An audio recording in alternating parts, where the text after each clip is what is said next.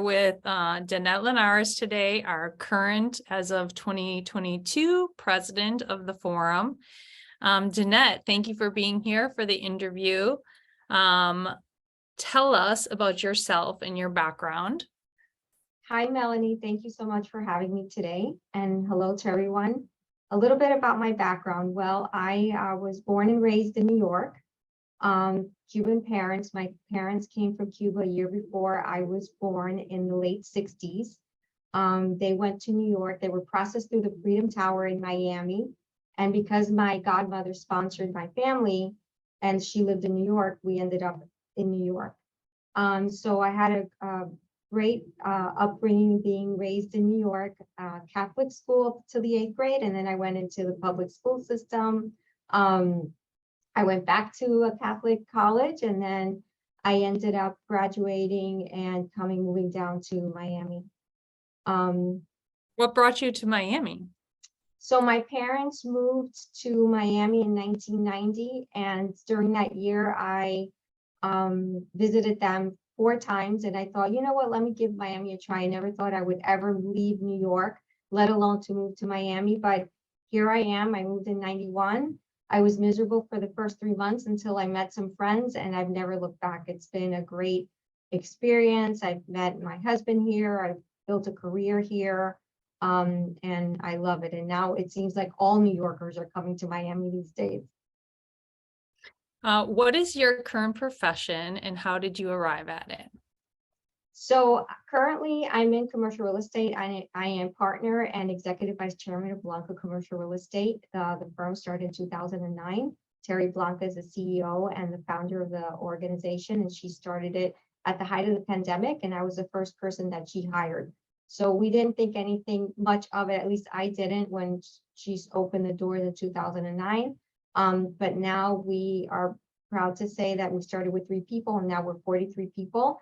And we are the leading commercial real estate firm in the state of Florida, Florida-based and woman-owned and minority-owned as well. And how did you get into commercial real estate? So it was by chance. I actually was placed by a placement agency called Hastings and Hastings as a secretary, and I worked at Southeast Financial Center. I started there in 1993 as a secretary for the property manager, chief engineer, and the director of marketing, who was in charge of leasing. And at the time, Southeast Bank had blown out, unfortunately, and left pretty much half the building vacant, which was about 600,000 square feet of space that had to be leased. It's the largest office building in the state of Florida. And so I was there for about a year until I decided that I would join him just solely doing leasing. So I worked my way up to being associate and then senior associate and on. And I ended up running the leasing of that 1 million square foot building by myself because my boss at the time ended up moving to New York. And so I asked the owners of the company, I worked for a company called Shorenstein at the time, to give me an opportunity to lease the building by myself. They were going to hire somebody to replace him. And I said, I've been doing this building, for the last 7 years, give me the opportunity. I know everyone, I know where the bones are buried. And they did. They gave me an opportunity. I got the building to 97% leased, and it was a great success story. And it was me asking for the opportunity, and fortunately they gave it to me and I didn't screw up. That's so funny. I actually didn't know that story. So from secretary to executive vice chairman, how long was that journey? So I started in real estate in 93, and I think I got my final promotion here with Blanca Commercial Real Estate about 3 years ago. So I don't know, a long Great. time. Congratulations. Thank you. Tell us how you connect with the community beyond your role as executive vice chairman. I'm very involved in the community. In addition to IWF, which is, as you know, being past president, how involved we get to be with the organization. I was also on the board of Habitat for Humanity for 6 years. I cycled off of that. I was the chairman of a committee at the Chamber of Commerce called the New World Center Committee, and I was actually the first and still the only woman to chair that committee since its founding in it was 1974. I'm also on the board of Goodwill. I'm on the board of MCAD, Miami Center of Architecture and Design. And I was past president of CREW, which is Commercial Real Estate Women. So I'm very involved in the community. I like to give back. I like to be involved. I like to meet people. I also like to help as well wherever I can. And I'm on the board of the Downtown Development Authority as well.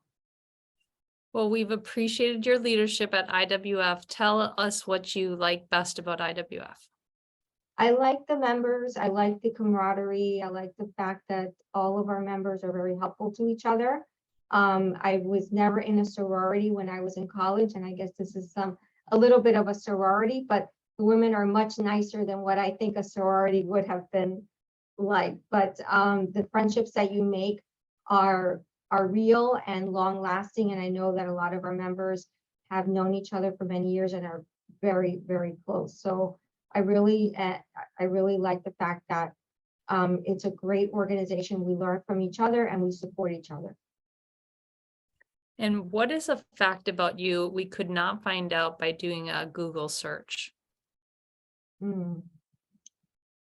So one thing I have said a couple of times, which is really funny, is that I was a dolphin cheerleader. And the reason why I say that is because my mascot in high school was a dolphin, and I was a cheerleader in high school, and we were called the Dolphins. So I could say I was a dolphin cheerleader. And so tell us, what is, as we wrap this up, what is a book or podcast you're recommending now? So there's a book that I'm currently listening to. It's called Cuba and American History by Ada Ferrer. It's a very interesting, I haven't finished it yet, but it's a very interesting history on Cuba, and it goes all the way back to the Indian days, or the founding of Cuba and everything that Cuba has gone through. I find it very fascinating, being Cuban myself, growing up in New York. The only Cubans that I lived with really were my parents and my cousins, because New York isn't really does not have a big Cuban population.